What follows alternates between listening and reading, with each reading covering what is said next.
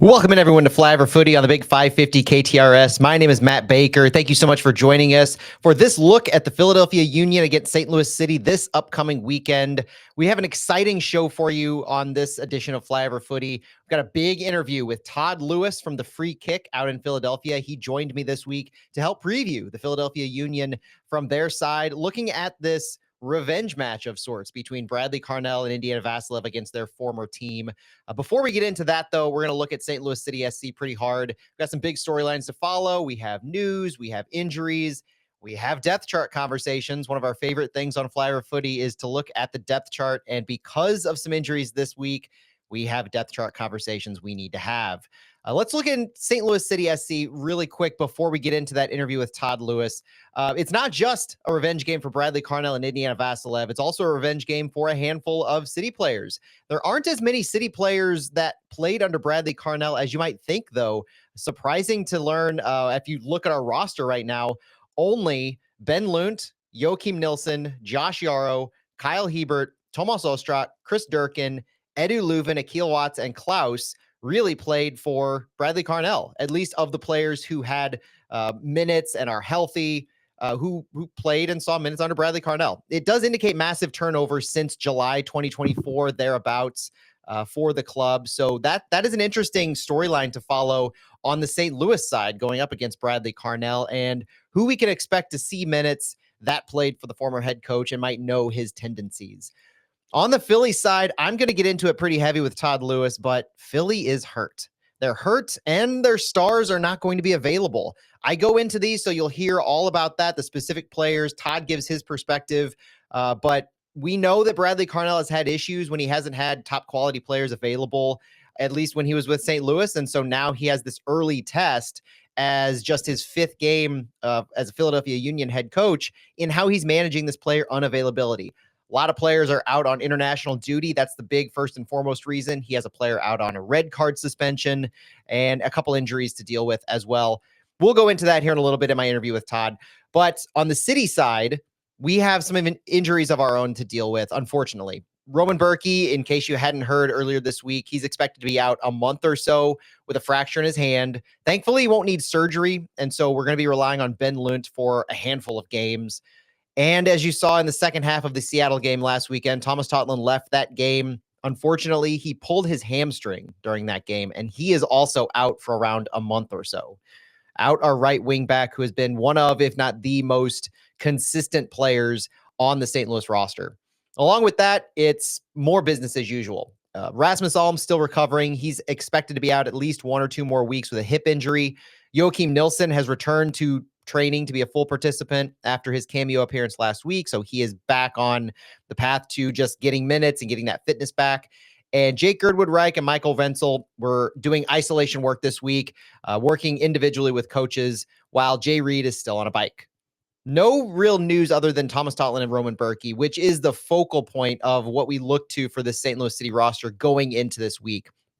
The big things, I think maybe the big story to follow for St. Louis is what will St. Louis do with that right wing back spot? Olaf Melberg talked on Thursday at his media availability prior to the game about a few of those player options. When I asked him, what does his depth chart look like with Thomas Totland out? He was guarded, understandably, but he did give us a little insight into a few players that he's considering. So I want to look at each one of those players, and I want to give an understanding of what might happen with those players if they take that right wing back spot.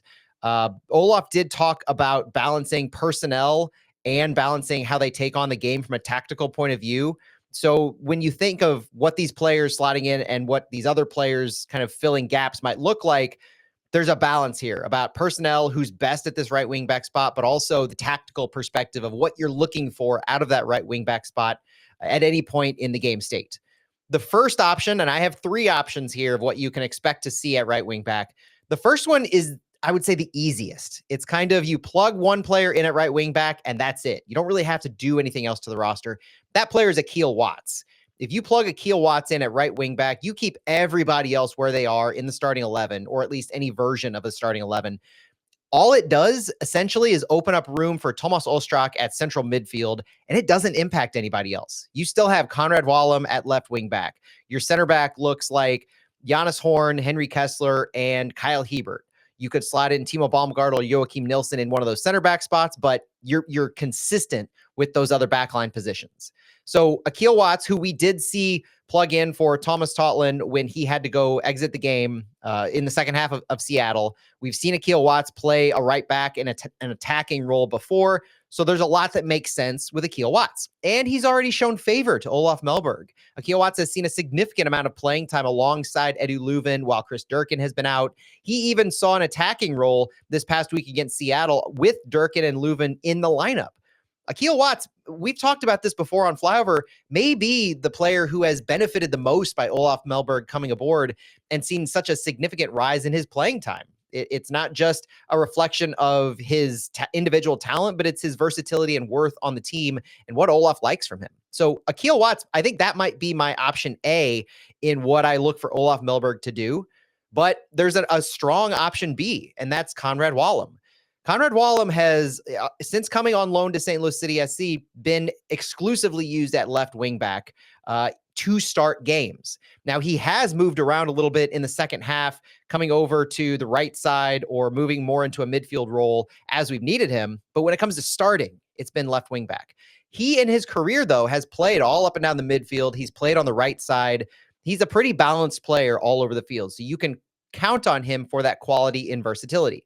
Now, if Wallum moves over to the right wing back spot, Giannis Horn is the natural option to slide over to left wing back because we saw him do that in the first game. We saw him do it in the preseason. So Giannis Horn, if he slides over into left wing back, it frees up a center back slot for a Timo Baumgartel, a Joachim Nilsson to slide in at that left side. You keep Henry Kessler in the central center back, and then presumably you would keep Kyle Hiebert at right center back. Akil Watts in that scenario remains center mid depth, and it keeps Tomas Ostrak more behind Leuven, Durkin, Watts, and Morales. So you're looking at keeping that central midfield depth in place while moving Wallum to the right, Horn out to the left wing back, and then using some of that center back depth that we've actually wondered when those guys are going to see more minutes, namely Timo Baumgartel, and as Joachim Nilsson continues to build up his fitness. So that is also likely. That's more personal preference to me, or really a flip of the coin, however Olaf sees the tactical advantages in that model.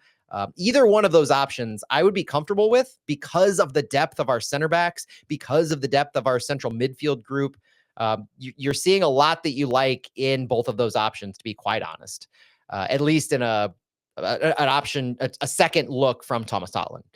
Now, the third option that St. Louis has is going to be more controversial. And I look to this option as more how the game state presents itself in the second half.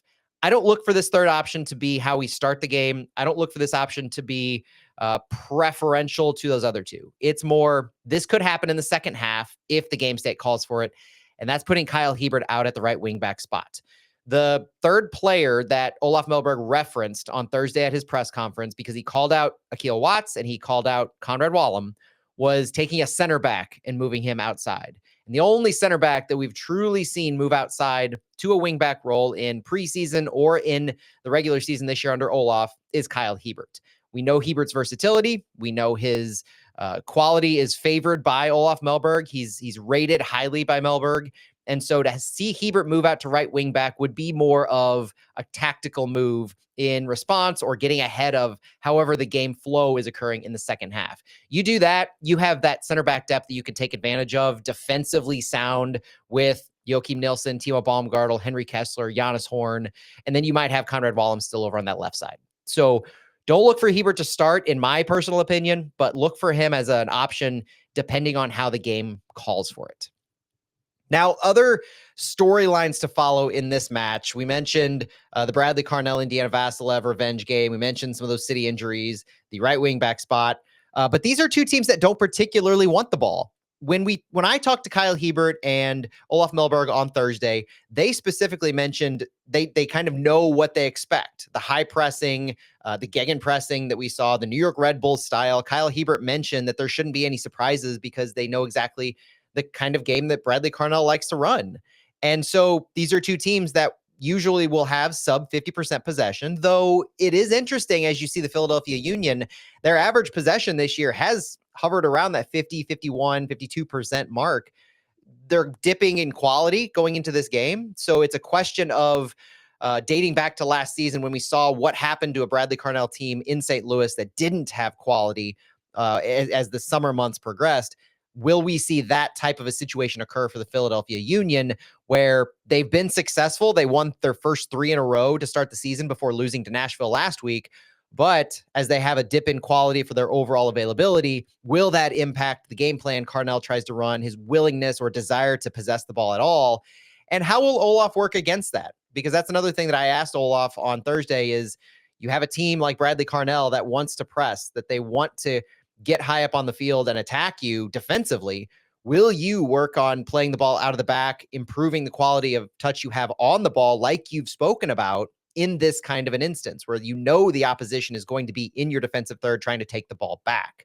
That will be an interesting battle and one of the biggest storylines to follow, in addition to just how each team manages the ball. Olaf has said consistently into this week that he wants to work on his team getting better quality on the ball, as they want to have greater than 35% possession than they've had the past 3 games. And this is an interesting option. I'll talk about it with Todd, but it really is fascinating that this kind of a game comes up where you're building off of these 3 other games in a row against teams that are good on the ball. They intentionally possess the ball. They intentionally build out of their back in San Diego, LA Galaxy, and Seattle. And now you have a Philadelphia Union Bradley Carnell side. So that's a massive thing to watch out for in how the teams will build, but also the propensity for each team, each coach, to who wants the ball, who's going to try to dictate the style. And the other thing that Olaf Melberg did mention is the need to win second chances. Bradley Carnell's side is known, both in St. Louis and Philadelphia, for sending the ball long, trying to win the 50-50s, win the aerial duels, which his team is ranked, the Philadelphia Union are ranked among the league leaders in both aerial duels won and aerial duels lost. They send the ball up a lot and they try to win those 50-50s. So Melberg specifically commenting on Thursday about how he wants to win those second chances is absolutely a response to a way that Bradley Carnell runs his Philadelphia Union side and some of the strengths that they expect to be able to take away from that side. Other stories to follow. Obviously, the big storyline in MLS in general is that City is going for the MLS record start to a season with 5 clean sheets. If City makes it 68 minutes, then they will have at least gone the longest to start a season after the 2012 Vancouver Whitecaps team went about 67 minutes. MLS posted this on their communications on social media, so this is the thing to watch for when you're talking the national story. Can St. Louis City set the record for starting a season the longest by holding a clean sheet? There are really exciting things to watch for, to listen for in this game, but I'm going to leave most of that rest of the story to my interview with Todd Lewis from the Free Kick. So as we go into this match, as you build your starting 11s based on that right wing back spot, you look to the previous games for Will Melberg now run 2 strikers, Klaus, Toyshirt, Betcher. How can we get the best usage of Leuven and Hartl? There's a lot of exciting things to follow on the St. Louis City side. But the biggest is obviously this match against Bradley Carnell. We saw what Bradley Carnell's system does for St. Louis and how we cheered for it. Now we get to be on the opposite side. We get to see how we can break down that system and how a team that a lot of people wanted to see this style from the get-go back in 21 and 22 of possessing the ball, building out of the back, playing a little more attractive soccer. We're trying to do that in St. Louis now. So how can that style match up against Bradley Carnell's? It'll be a fascinating matchup. Stay tuned here in just a moment for my interview with Todd Lewis from the Free Kick for all you need to know on the Philadelphia side, as well as getting into the battle between St. Louis and Philly. Enjoy the game this weekend. Thank you so much for listening to Flyover Footy, and we'll talk to you later. All right, I'm joined now by Todd Lewis of the Free Kick. Todd, thank you so much for joining me on Flyover Footy. Matt, it's a pleasure. Thanks for reaching out, and I'm glad that we were able to get this coordinated and talk about a first for these 2 clubs, Philadelphia and St. Louis, this weekend. Absolutely. And I've done my homework a little bit, so I don't want you to necessarily go over your resume, but when I say do my homework, I've read the about page on your Substack. So I can tell my Flyover audience that Todd's been covering soccer with the Free Kick since 2018 and the Union exclusively since 2020 in podcast form. And since 2022, you've added written articles, goal breakdown videos at thefreekick.substack.com. So if you want to check that out for additional information on the Philadelphia Union, feel free to, and please go do that. Todd, does that about sum it up, or is there anything else you'd like to let the St. Louis fans know about you and your coverage? No, that's pretty spot on. So good job, Matt. I try, absolutely try. Okay, history. You mentioned that this is the first meeting between these two clubs, and yes, that's absolutely true. But you could also argue that Philadelphia and St. Louis have been tied together somewhat since the late 2000s. When it comes to MLS, at least, St. Louis was actually competing with the Philadelphia Union, or the group that became the Union. Uh, Whether or not we had a real push in St. Louis is debatable, and I don't think it's arguable that what ended up happening is for the better. But back in the late 2000s, Philadelphia ended up getting the expansion team awarded to them, competing with cities such as St. Louis. In 2008, thanks in no small part to the famous supporter group, the Sons of Ben, one of the more famous groups in MLS. We also have the John Hackworth connection, assistant, interim, and full-time head coach for the Union between 2010 and 2014, and the current technical director, former interim coach, former director of coaching, former City 2 head coach of St. Louis City. So while there are links to the past, I'm trying to bury the lead a little bit here about the current link that we have, but I wondered, for our St. Louis audience here, could you take fans back a little bit? Maybe give us a more recent history lesson. Most people know Jim Curtin. Most people know of the Union, their development, the academy, success, all of that. But I wonder if you could describe that Philadelphia Union under Jim Curtin, the pre-Bradley Carnell era, successes, styles, development, really anything that might give us an insight into who the Union have been. Yeah, it's a great question, and you got to go all the way back to this club's inception, really back in 2010 when they became a club where Jim Curtin got done playing, and so he was working with the pre-academy kids, and then eventually worked his way up, and eventually took on the interim coaching role back in 2014, replacing John Hackworth, and then Jim eventually got the full-time job, and as we all know, got let go after the end of the season after the Union missed the playoffs for the first time in 7 years. But yeah, under Jim Curtin, a lot of people were shocked that Jay Sugarman, the Union's owner, gave him such a long leash, where it was not the easiest of starts for Jim Curtin early on in his days, where it was a lot of bad soccer there in Philadelphia. This team struggled to make the playoffs. They did not play attractive soccer, but Jay Sugarman, the Union's owner, believed in Jim Curtin, so was willing to give him contract extensions and keep him on board. And for me, I think the big thing was when Ernst Tanner, the Union's current sporting director, was announced in September, I believe it was, of 2018, replacing Ernie Stewart, who had left to go with U.S. Soccer. The question was, will Ernst Tanner bring in a new head coach? Because you see it all the time. When you bring in a new sporting director, they usually want to bring in their own guy. Mm-hmm. And Jim Curtin and Ernst Tanner decided to give it a go in 2019. The Union make the playoffs, win their first playoff games against New York Red Bulls. Funny enough, Bradley Carnell was on that coaching staff for New York Red Bulls. And yeah, they just kept going. And you kept seeing more and more success with the Union, where instead of just one playoff win, they're going all the way to the conference semifinals against New York City in 2021.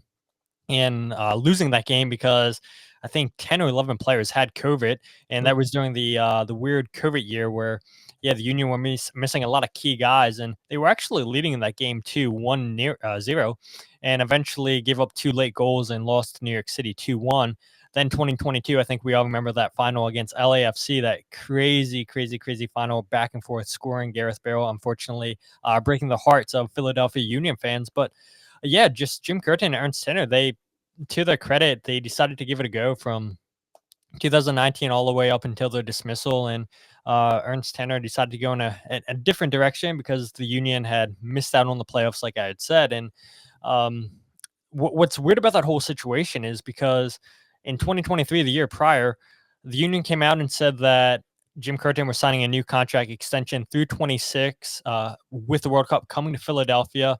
And it was never reported by the club, but Tom Burgett, I believe, also came out and said, yeah, Ernst Tanner had agreed to stay with the Union through 2026, that Ernst Tanner and Jim Curtin said, look, we're going to give this one last go, ride, and then we'll see what happens after the World Cup comes through Philadelphia.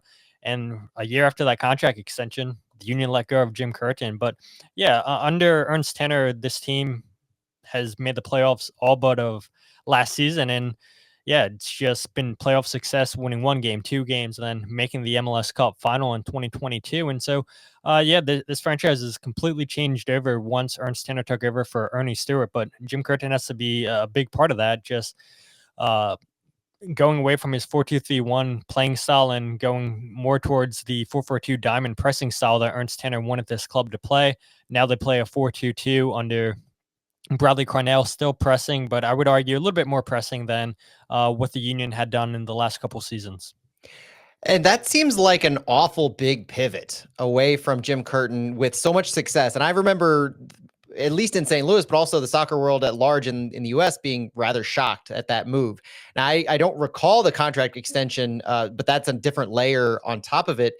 Do you feel like that move, and knowing that the MLS publications like the PR media, they don't always report those nitty gritty details like that. But is there any indication that this was anything more than just a really poor season and not wanting to potentially continue? Because St. Louis fans are no stranger to knee-jerk reactions when it comes to coaching changes. That's obviously one of the main reasons this is such an interesting matchup. But was there anything else that you understand that was at play besides just a really bad season and then wanting to immediately change course? Yeah, and I won't speak too much on that, but the relationship between Jim Curtin and Ernst Tanner last season had completely fell apart midway through the season, where they just stopped communicating with each other. Jim Curtin wasn't happy with some of the decisions that Ernst Tanner was making, and the fan base was unhappy with how the Union season was going. And eventually, they were so vocal, got a meeting with ownership and Jim Curtin and Ernst Tanner, and so they did that, I believe, in August with all fans were invited to attend this sit down with the ownership, Ernst Tanner, Jim Curtin, at the stadium and ask questions. And the one big telling thing that came out of that conversation was ownership said, "Look, we're not denying Ernst Tanner, we're not denying Jim Curtin money. If they say we need this player, he's going to cost X amount of money, we'll give him it. We have no issues doing that." And the discourse with Ernst Tanner was, he said, we don't need to spend a lot of money. And Jim Curtin said, yeah, we do. There's these players that I would like to have into this team, but we're not spending the money. But now we have ownership on record publicly saying we will spend money. All you have to do is come and ask us. And yeah, their philosophies just didn't wind up working. And like I had said at the beginning, it was a little bit strange once Ernst Tanner was announced as a sporting director back in 2018 that they decided to give it a go, because that's not normal in soccer, but let alone sports in general, where you bring in a new sporting director. And yeah, they had just ran their course. So that's pretty much all I'll say on that, which is, I think, typical in the sports world, right? So Yeah. it's nothing unheard of. Right. Absolutely. Yeah. At face value, especially going back to 2018, that seems like it could have been an easy something you could forecast. But the end of last season, I tend to think of the Philadelphia Union as that successful team that you described historically. And so seeing where they finished 12th in the East and 23rd overall, really poor season by Union standards. And if it gives any context to St. Louis fans on where the Union finished, they were actually tied on points with St. Louis. I think we had 37 each. So as bad as we remember it in St. Louis, it was that bad for the Union, but with that historical context. Tell me about expectations for the Union coming into this year with the new head coach, with Bradley Carnell, with a system adjustment, you could say a tweak, maybe different formation. What have been the expectations coming into this year for the Union?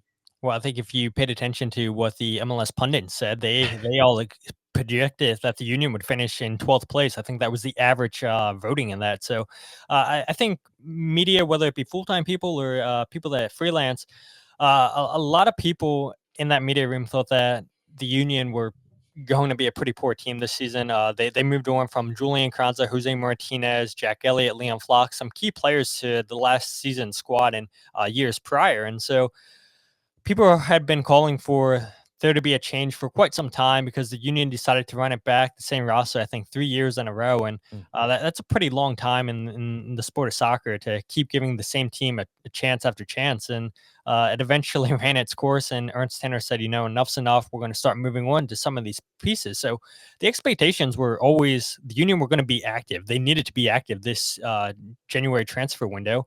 And they have. They brought in Bruno Damiani, who's a club record signing for $3.4 million. They brought in Jan Lavinovic, a center back from Argentina who's been injured and only featured, I believe, in the first game so far this season against Orlando City. You also saw Jovan Lukic, who has scored back-to-back bangers in MLS, Serbian center defensive midfielder.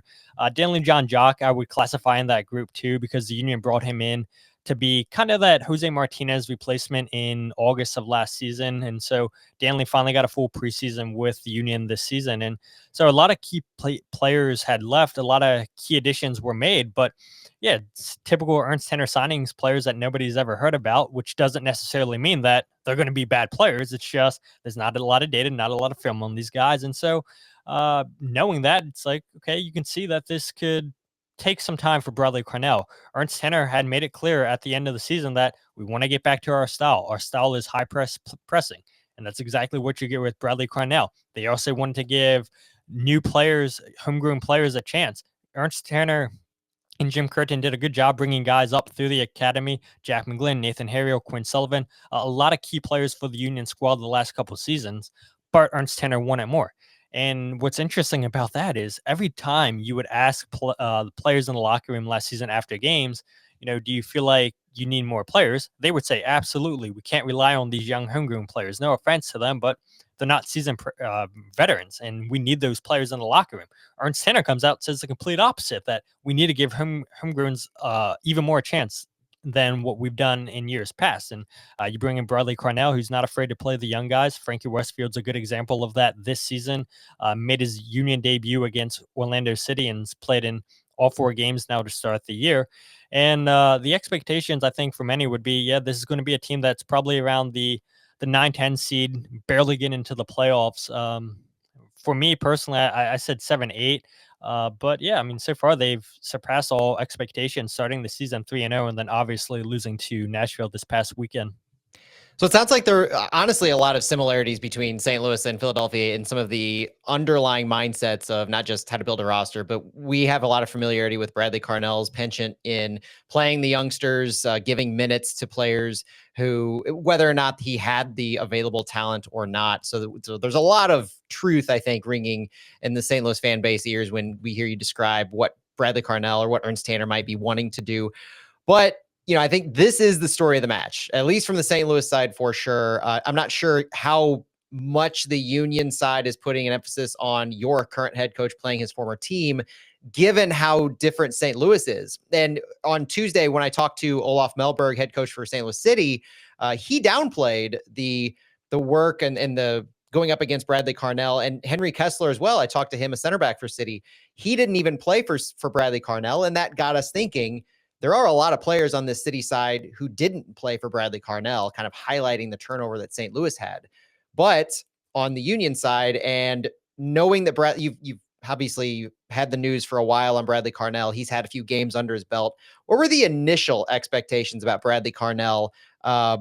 What you've seen and what you heard at the beginning? Was this a coach that there was excitement building in Philadelphia? Was there questions on why you were signing him, or what was the vibe generally in Philadelphia for Bradley Carnell? Yeah, I mean, it made sense. Ernst Tanner coming from the Red Bull system, you had a feeling that Ernst Tanner would get somebody with a Red Bull connection, and it makes sense to go out and get Bradley Carnell, who was an assistant coach under Jesse Marsch and Gerhard Struber in New York Red Bulls, also was the interim coach. And so this made a lot of sense. This wasn't Ernst Tanner's first initial choice. The name of the coach is slipping my mind. He's with Salzburg now. That is who Ernst Tanner wanted. Also was in the Red Bull system in the past. And so, yeah, we had a feeling that the next head coach that Ernst Tanner is going to get is a guy from that system, just because Ernst Tanner knows it so well. And this is the style of play that he wants. And who better than bringing in a former Red Bull product? And so I think if you ask the fan base, a lot of them were intrigued by the hiring of Bradley Carnell because of what he did in his first season in St. Louis. Surpassed, I would say, all expectations, coming in first place in the Western Conference, starting the season 5-0, I believe it was. So a lot of positivity coming out of that city. And for a little bit, it looked like could St. Louis never lose a game. And we all know how that season had went towards the end of the year and then the start of 2024. But yeah, fans wanted to turn a blind eye to 2024 and just focus on the positivity in 2023. So I think the fan base had a a pretty open mind, media as well. Because just listening to what Ernst Tanner was saying after they had fired Jim Curtin, laying out his philosophies, we want to get back to our roots of high press soccer. We want to get back to playing homegrown players. And so when you start hearing all this, you look at Bradley Carnell and he fits everything that Ernst Tanner is trying to say. And so maybe knowing that Ernst Tanner is laying all this out to the media, maybe it helps you lower your expectations a little bit. And it's like, okay, we're not going out getting a Pep Guardiola, a Jurgen Klopp. We got to go ahead and lower those expectations a little bit. Yeah, not unlike St. Louis with the signing of Olaf Melberg, to be honest, a rather unknown in St. Louis. But it sounds like everything lines up on paper for what Bradley Carnell was intending to bring to Philadelphia, because the high press, the play the kids. Yeah, we saw it for a year and a half. But what tactics have you actually seen from Bradley Carnell so far? And we'll get into the individual games, but just from a high level, have you seen success in that 4-2-2-2 that he's run out? When you've heard him in interviews, how many times has he used the word bravery to describe his players? Because that was just Bradley Carnell says this. It was almost like a drinking game that you could play from how he would describe his players. Have you seen what have you seen tactically from Bradley Carnell? So I have not heard the word bravery yet coming at Ah, this press conference. His new word seems to be competition, oh, thriving in competition. So we hear competition, I feel like every other week, and that is something that the players are embracing. That they seem to know their role and understanding. Hey, look, no spots guaranteed. That we're going to push hard every single day in practice, and that spots are up for up for grabs. Going back to your question though, sorry, I had that pre-thought answer no, I love it. out. But the tactics for Bradley Carnell, they really try to get their wingers involved with Kai Wagner on the left or Frankie Westfield playing as a right back. It seems like in Nashville did a really good job exploiting this, knowing that the Union always wanted to get the ball out to Frankie Westfield on the right. And when that wasn't working, the Union would try to play the long ball over the top. And if they try to go through the midfield, they really couldn't connect any passes. And Hmm. so I think I remember reading this from St. Louis City fans. It Hmm. seemed like Bradley Carnell didn't have a plan B or C in St. Louis, and that was part of the reason why things had fell apart. And Yeah. interestingly enough, after the game, talking to Jacob Glesnes, the center back, and Andre Blake, the goalkeeper for the Union, they said that we needed a better game plan coming into this game. St. Louis knew exactly how we wanted to play, and they shut that down. Now, to Jacob Glesnes' credit, he said Bradley kept saying all week, we need to stretch Nashville. They like to play compact, and the Union didn't do a good job stretching the field with a Quinn Sullivan and Daniel Gazdag playing as the two outside tens. Frankie Westfield had a horrible game, tried to get up for it. Every time he did, got caught out of position.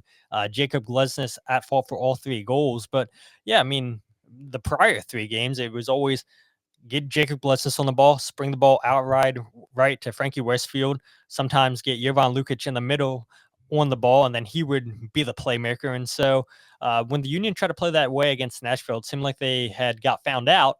And it really didn't seem like they had a plan B or C against Nashville. It just kept trying to do the same thing over and over again and hope that it works. And it did not work this weekend against Nashville. If folks are tuning into us on Flavor Footy's YouTube page, they're probably seeing me nod along and smirk and smile on that, because yeah, you hit the nail on the head. From what we had feedback on Bradley Carnell, there was no plan B. There was no tactical adjustment beyond that high press, play the ball long, try to win the duels, and then go direct to goal. You're also describing a lot of familiarity when you reference using the fullbacks in a back four. What I recall from Bradley Carnell with St. Louis is he had a propensity to almost shift to a back three while they had the ball, and one of the fullbacks would move high and engage into the attack. Sounds like we could be in for something similar with the Union. Same thing, same exact thing. Okay, and it's so. I mean, this does sound a lot of familiarity with Bradley Carnell. So the tactics, it sound like we can expect something similar to what we recall from St. Louis. But one of the problems in 2024 that may be a reason that Union fans want to overlook Bradley Carnell's performance last year is that he didn't have quality. There is no St. Louis City fan that could tell you the quality that Bradley Carnell had, especially by the summer months, May, June, and July, were anywhere near acceptable. And so talk to us a bit about the players. You've referenced a bunch of them as in the run of play. And we'll get to the issues that you're going to have with your player availability here in a bit. But when it comes to the roster of the Union, whether it's designated players, U22s, or homegrowns that really make an impact? Because I know you have one player, Tiber Rebo, I think has 6 goals in 4 games. So who are some of the notables that St. Louis fans should be watching out for? Well, you had mentioned a whole bunch of players missing this weekend for the Union. I mentioned him a little bit earlier there. Bruno Damiani, record signing for the club, $3.4 million out of Uruguay from Nacional, a Hmm. powerhouse down in Uruguay. Uh, he should get the start, I would believe, this weekend with Mikel Ua up top. Scored a debut goal against FC Cincinnati a few weeks ago. He's looked promising when he's come on, but still, you start the season 3-0, you don't want to change the lineup. And so we Mhm. had seen for 4 consecutive weeks the same exact lineup. That's Ooh, obviously going to change this weekend against St. Louis because of international break. And I yep. think, too, eventually just getting found out against Nashville. Obviously, something had to change. You're missing Daniel Gazdag, who was a huge key player for the Union. Quinn Sullivan started the year hot, but he had a really lousy game against Nashville over the weekend. Missed a penalty kick in this game, but he's a shifty, crafty player out wide. Likes to try to beat you on a dribble. Kai Wagner, one of the best left backs in all of MLS, really deadly on set pieces. The Union had scored yet again another set piece goal this season, their second one of the year.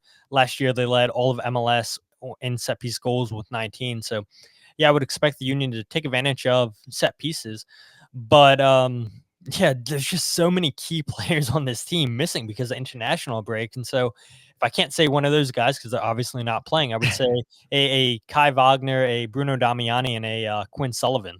And so just to take that step back, because I mean, let's talk about the players. You can't talk about the success the Union have had in the past 3 before Nashville, the past 3 games to start the season without mentioning some of these key players. So tell me if I have these correct. We've got Andre Blake, starting goalkeeper, out. Tiber Rebo, who I just mentioned, the Israeli leading goal scorer, is out. Daniel Gazdag, who's the Hungarian midfielder, is out. Do I have the name right? Danley Jean Jacques Yep. is out. And Yep.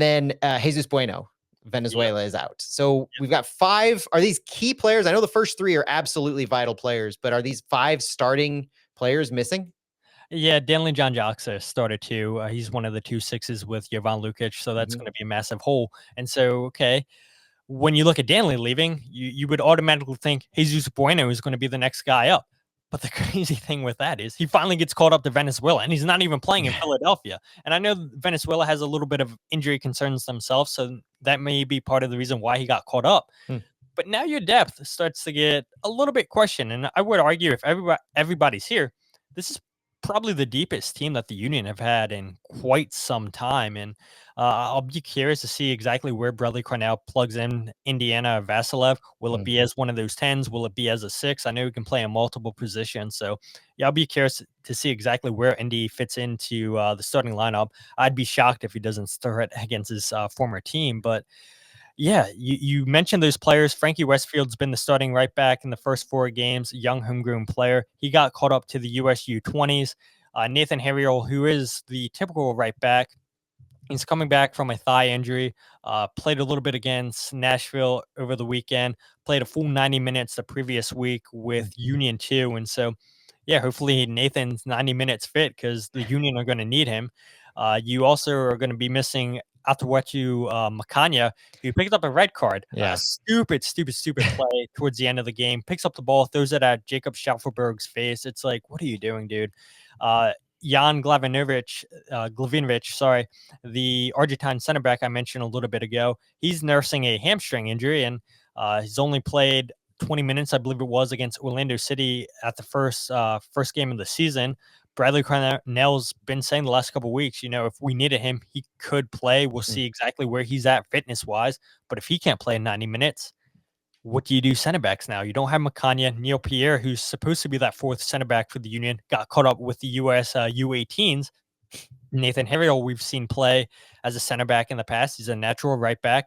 I'd imagine Nathan would be the next man forward. That means then you bring in Olivier Bizo, who has only featured once this season for the Union.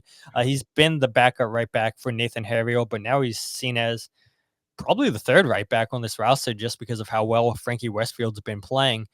But yeah, there's so many key guys out for the Union this week, and I mean, good luck to them, right? I mean, they went out and were busy this offseason bringing in a whole bunch of players, and Now it's time to see some of these young homegrowns that Ernst Tanner and Bradley Carnell have trust and belief in, and see if they're up for the task against St. Louis. But yeah, devastating not having a Ty Barubo leading MLS with 6 goals. Daniel Gazdag, who's one of the best finishers in MLS. I think he has 1 goal so far this season. But just the chemistry he has with Ty Barubo and Mikal Ura, the other forward, has been a key for the Union's success this season. So, yeah, losing those 2 guys, starting goalkeeper and Andre Blake, which I would imagine Andrew Rick would probably get the start, who primarily plays with Union too. Oliver Zemler, who the Union signed last year as the backup to Andre Blake, does not check any of the boxes that the Union want. Wow. The last week prior to last week's set of games where we played Seattle and you played Nashville, I had been projecting this matchup as potentially the most exciting or underrated matchup of the week if the Union could take care of business against Nashville, if St. Louis continued our streak. Not even taking into consideration the international break, which I think is a miss for MLS. Like, this highlights why it's frustrating in MLS to sign such high caliber, high quality players that are in the primes of their career, because they get called into national team games, they miss time domestically, and now we have this scenario. And there are teams all across the league that are facing this kind of issue, maybe with the notable exception of St. Louis City, because we really don't have anybody who would have seen minutes getting called up. In fact, our only call up in the past week has been Tyson Pierce, who was called up to the U.S. youth national team U18 level. But he's an off roster homegrown down in the city too. So no impacts to St. Louis on that front. Now, as we shift to look at this weekend's matchup in particular, St. Louis is going to be without starting goalkeeper Roman Berkey, who fractured his hand last week in training, and as we found out this week, will be missing around a month. I think Olaf Melberg's exact quote was a month or so. So we're looking at 4 or 5 games at least, and then you have to just be careful about returning to play with a fracture in your hand. And we're also without our starting right wing back, Thomas Totland. He pulled his hamstring last week against Seattle. He's out for a month or so as well.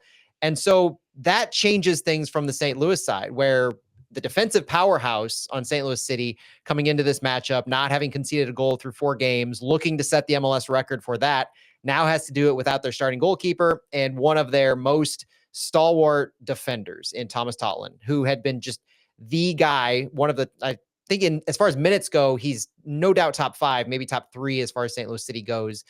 So we're not without our issues on our side, as much as I don't want this to be a match of who has it worse necessarily.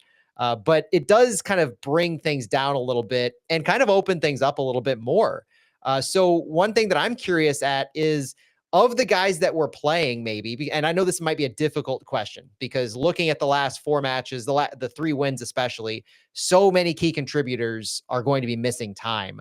But what did you see maybe in general from Bradley Carnell in these games that you expect to carry forward into St. Louis? Or you mentioned earlier some things that he mentioned that went wrong against Nashville that they need to correct, but where is this Philadelphia team coming into St. Louis tactically or otherwise?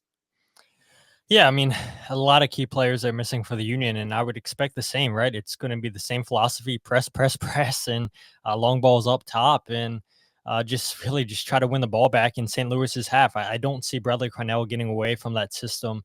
Maybe they change formations up away from the 4-2-2 and go to a 4-2-3-1. We've seen him switch to that throughout the game, but that's not much different than a 4-2-2 comparing to how you attack. And yeah, I mean, I think it's going to be the same old, right? And when St. Louis City fans watch this game, they're going to be like, yeah, this is why Bradley Carnell's time came to an end here in St. Louis, because it's some of the same things that got him fired here in St. Louis City with not changing his ways of playing.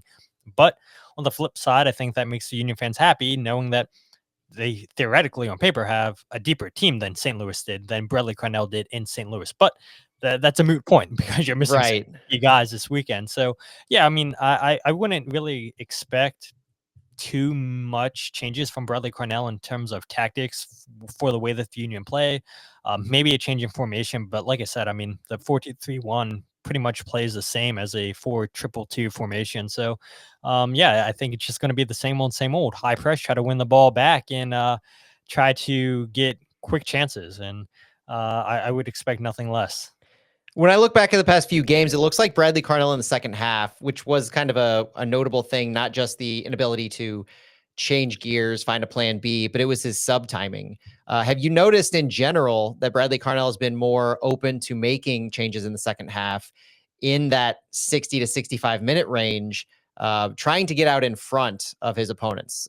Did he learn, so to speak, his lesson from St. Louis? Well, I would argue, Jim Curtin was notable for not making any substitutions, and Okay. so seeing Bradley Cornell make substitutions is a breath fresh air for Union fans. And using 4 to 5 subs a game is something Yep. that was unheard of with Jim Curtin Hmm. and the way that he had his teams play in the past. Because Jim said, you don't want to change too much up throughout the game; it could throw off the whole structure. But that seems to be a non-issue for Bradley Cornell, and so. Yeah, I don't think you see the Union fans complaining about when Bradley makes his substitutions. Yeah, a lot of those subs are made within the 60-65 minute mark, and then Mhm. you look at the next group of guys coming on around 70 to 75 minutes, and then towards the end of the game, you have your next group of guys coming on. But yeah, it's just a breath of fresh air here in Philadelphia to see Bradley Cornell take advantage of the players he has on his bench. Oh. Well, that's it's interesting because St. Louis doesn't know anything else other than use your full bench. And so we're kind of in the opposite scenario this year where Olaf Melberg has had a couple games where he hasn't used all five subs. And so the fan base is left wondering, why did we leave players out there on the bench when we could have brought them in for fresh legs? So it's interesting to hear that juxtaposition between what each fan base and each team has brought into this. Now, both of these teams, we talked about the style being similar. We talked about a lot of the Bradley Carnell connection. One of the things that I'm not sure exactly the average possession for the Union so far through 4 games, but in addition to Olaf Melberg bringing in 4 clean sheets to Subaru Park, he's also bringing in an average possession of about 35 per game. Now, Colorado to start the season was around 52. We had more possession, more playing on the ball in that match, but it's been pretty consistent the past 3 games. San Diego, LA Galaxy, and Seattle Sounders. But Olaf Melberg told us this week that a lot of that was because of the opponent they played. So whether you look to the previous 4 games or you look to what you want to do with the quality of players you have available, what's your inclination of Bradley Carnell's is he going to be more inclined to possess the ball a little bit more because St. Louis doesn't like the ball yet? Or do you feel Bradley Carnell? Because I've got my own thoughts on Bradley Carnell. Do you feel like he's going to stick to his guns? Try to play the ball either long or if he can't make that direct run by his wingers and stick to his guns in this low possession, high press? He's not going to change much of anything he's doing. Yeah, I don't think Bradley Cornell is going to change what he's doing. I mean, that's my early assessment here in Philadelphia. But yeah, I mean, they're a team that's pretty high up there in possession, 49.5%, I think it is, which is pretty untypical for Hmm. this Philadelphia Union team, a team Yeah. that wants to hit teams in transition. But I think on the flip side of that, I think that's teams coming into Subaru Park and telling the Union, "Hey, you beat us with the ball." And Hmm. Bradley Cornell has been asked about it in the press conferences, and he says, "I'm not afraid to possess the ball. I never said that I don't want the ball. That we have players that can string together some passes." And one of the main talking points in Philadelphia is the quick first time passing, the first time finishing by the Union this season. And you see spells where the Union are just going from the left to right and just building out of the back, not going directly a long ball over the top. I mean, it does happen throughout the game, but there will be moments in the game where they're stringing along 20-25 passes and then eventually lead to a shot, Hmm. which is kind of strange for a Red Bull high press style of soccer that Bradley Cornell wants to play. But yeah, I mean, he's made it known to the media that he does not care if the Union have spells like that in the game where they're possessing the ball. But I would expect, a lot of, direct balls over the top and hope that one of your strikers can get on to the end of that chance. And then you look for the cutback pass. Um, but yeah, shockingly, I mean, I didn't even realize the Union had possession that high until I Yeah. looked at it. And yeah, that seems a little bit unheard of. But then when I start to remember the Nashville game, yeah, the Union had obviously been down in that game, which means that you're going to possess the ball more. But they Right. were up against Cincinnati and they still had more possession. I believe it was in Cincinnati. They were up on Orlando City, had more possession than Orlando City. And so I don't know. Maybe Bradley Cornell is changing his way and wanting his players to hold on to the ball a little bit more. But this Nashville game definitely dictated the Union holding on to possession more because they were down for majority of that game. And when you're down majority of the game, teams are going to sit back on you and then try to hit you on the counterattack. Yeah, absolutely. That sounds like that last part sounds like Bradley Carnell team. Notable though, I wonder if it has anything to do with the increased quality that he has of the players in the first 4 games, that he's able to do this and control the ball a little bit more. Olaf Melberg very specifically said that he doesn't believe we have the quality yet, building towards it, but he doesn't believe that St. Louis has the quality yet to be able to possess as much as they necessarily want, but they're continuing to improve. So I'm looking forward to this matchup because it is a clash of styles. You don't have like the past 3 for St. Louis, the Sounders, Galaxy, and San Diego, where those teams wanted to possess more. And so it made sense. This is going to be a battle to see, I think, who wants to dictate their preferred style more and force the other team into a different course of action. The injuries are going to be an issue. The quality, the depth throughout is going to be an issue. Who can take advantage of who early on? As we wrap up, Todd, I usually ask folks, give me a prediction on your starting 11. I'm not going to put you on the spot for that, really, because of the internationals, the injuries, the suspensions, everything going on with that. But score prediction, and what do you hope to see from the Philadelphia Union in this matchup? Yeah, score prediction. I'll get that out of the way. I'll say 1-1. I do think St. Louis do eventually concede, and I think they're concede to the Union early one in this game. I think the Union aren't happy with the way they played against Nashville. They have a point to prove. They want to start the game quickly, and then St. Louis will eventually grow into the game and then equalize. I don't know, maybe second half, late first half.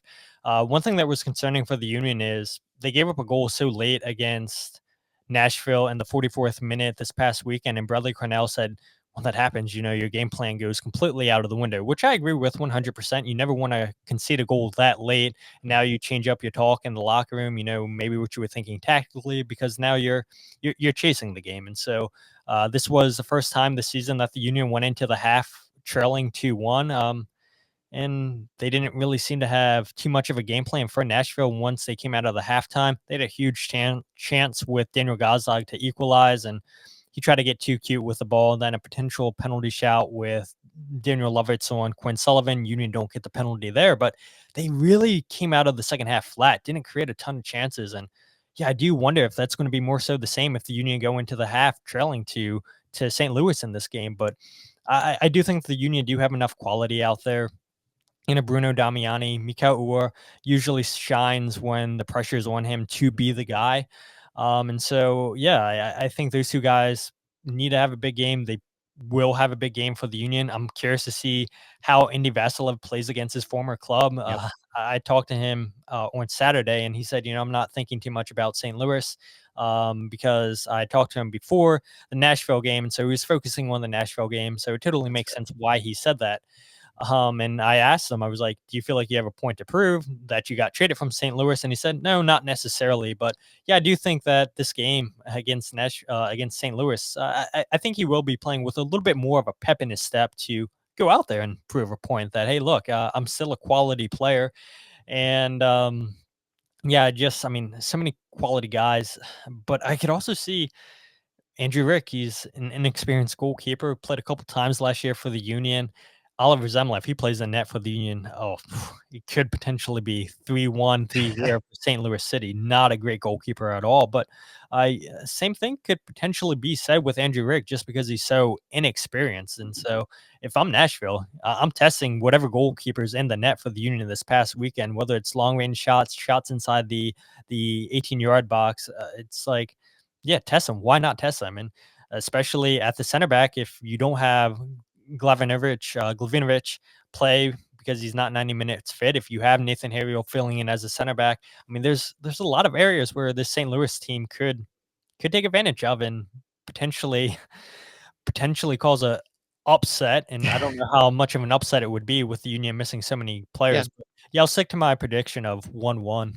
That's fair. So the last thing I'll wrap up on the St. Louis side is look for some of those things to be taken advantage of.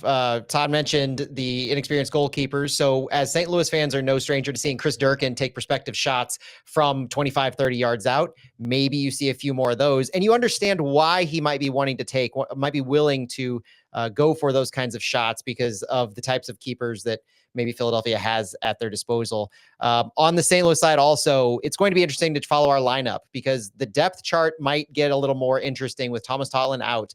Are we going to see Akil Watts, who finished the game last week against Seattle in that right wing back spot? Are we going to see him take over? Are we going to see Joey Zielinski, our second round super draft pick, finally see a first start and I think first or second match day appearance? Or will we go completely different and move Conrad Wallem from left wing back over to right wing back where he can play? And then we slot in somebody like Giannis Horn at left wing back. We move players around who do have some experience. And so overall, I'm not too concerned if Thomas Totland will be missing time, which he will. It's a huge blow, but I do think we have the depth. It's more that right wing back spot to see how Olaf's going to manage it. Through 4 games, St. Louis has been a little bit more unpredictable than what we would have assumed certain lineup choices have been, both on starting 11 and the bench. So it's really an opportunity to see where Olaf sees a lot of these players breaking down, where he sees them lining up. And it will provide a glimpse into the next 4+ weeks, not only with another Ben Lunt start in net, but also to see how he manages the loss of Thomas Totland. So that's it for us on Flyover Footy, looking at the Philadelphia Union matchup this coming weekend. Todd Lewis from The Free Kick. Follow his stuff at thefreekick.substack.com, at Free Kick Pod, I believe, on the socials. Todd, any last words before we get out of here? Nah, looking forward to this matchup, and hopefully we don't get treated to a 0-0 game. Absolutely. Go now for St. Louis. I will add, and I think I said this earlier in the week, but if St. Louis makes it 69 minutes of this matchup, I believe they will have set an MLS record for the longest start to a season without conceding. So if we get to that 69-minute mark, which I think makes it past, I want to say Vancouver in 2012 made it 68 minutes, but either them or the Red Bulls in 2007, 69 minutes should be that marker. So if we make it that far, then we get the record. We can celebrate it on socials no matter what it was, but I do kind of hope to see goal scoring. It's always an exciting game, right? Yep, absolutely. All right, Todd Lewis, thank you so much for joining me on Flyover Footy. I'm Matt Baker. Enjoy the game, and we'll talk to you later.